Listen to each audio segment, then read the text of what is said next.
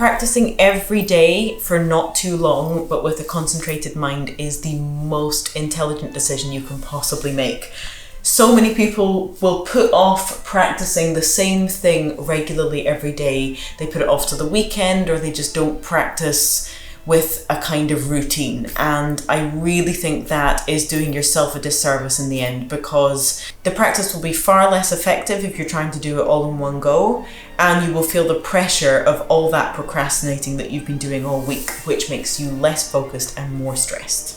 With regards to the regularity of practice, I would also say don't practice for too long at once. Some of you may only practice for short amounts of time, but if you're practicing for longer than an hour and a half in one go, I would say generally speaking, people's concentration starts to dip. So give yourself a little break, just step away from it, and then you can come back to what you're doing.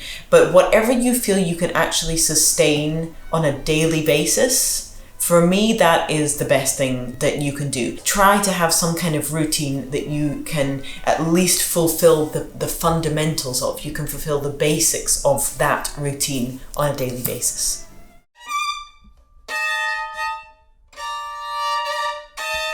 Right, we have put together a quick checklist of things we think that you can conceivably touch upon on a daily basis. This might sound like a lot of different concepts, but I've really thought about it and reckon you can do each of these even if you only practice for 15 minutes a day.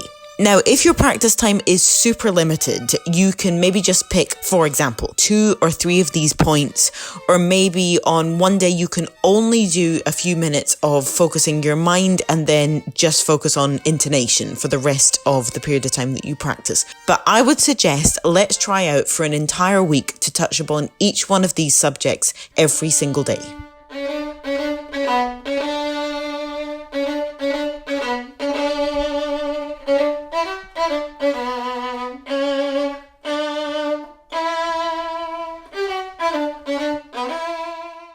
A calm and focused mind. I want you to take a second to be completely silent and still with your instrument.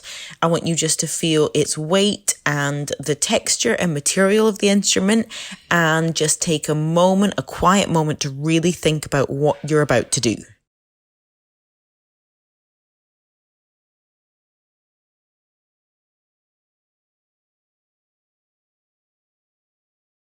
What is music without sound, and who are we without expression? Time spent on sound is never ever a waste of time. I think I've said that before, but it's worth repeating. So I would say spend at least 10% of your practice allowance just thinking about and listening to your sound. Open strings, simple melodies, nothing complicated or too challenging. Just feel the vibration, try to make the sound clearer and more beautiful and more personal and more sincere and more comfortable. Weight. I want you to feel the weight of your arms and the weight of your whole body and your whole being. So if you plant your feet deep into the ground, not just sitting on top of the ground, but like imagine they're actually connected to the floor.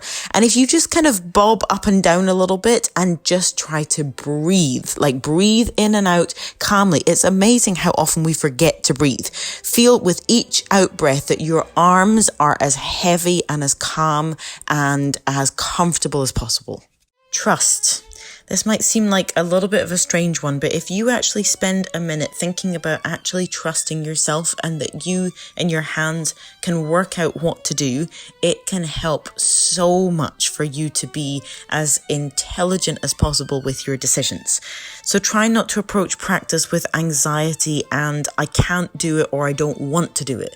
Try much more positive and trustful thoughts. Intonation and listening.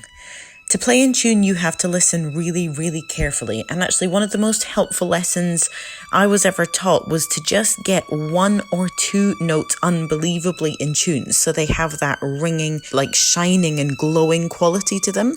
Once you know what that really in tune feeling feels like, it's almost something that you can get addicted to, and you want everything you play to have that same ringing quality to it.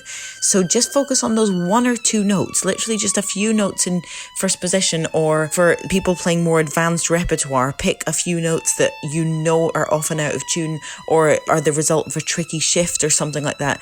If you pick those notes and just get that ringing quality, your ears will start to demand more of the same. So I want to ask, where is your heart? Addressing what you actually feel towards music at some point in your practice is unbelievably something we quite often do not do. If you notice you've been playing for 40 minutes and it's all just been cold work, maybe question something like where the music is from, or what's the point of it, or who wrote it, or what is it trying to say, and how can you personally best do justice to its meaning. However small or large the repertoire you have to work on is, it is best to lay out beforehand what you have to achieve and schedule your time so you don't, by mistake, miss half of the important bits. Believe me, I've done this myself so many times. Know how long the repertoire is that you have to play through or you have to work on, and make sure you can actually get through it.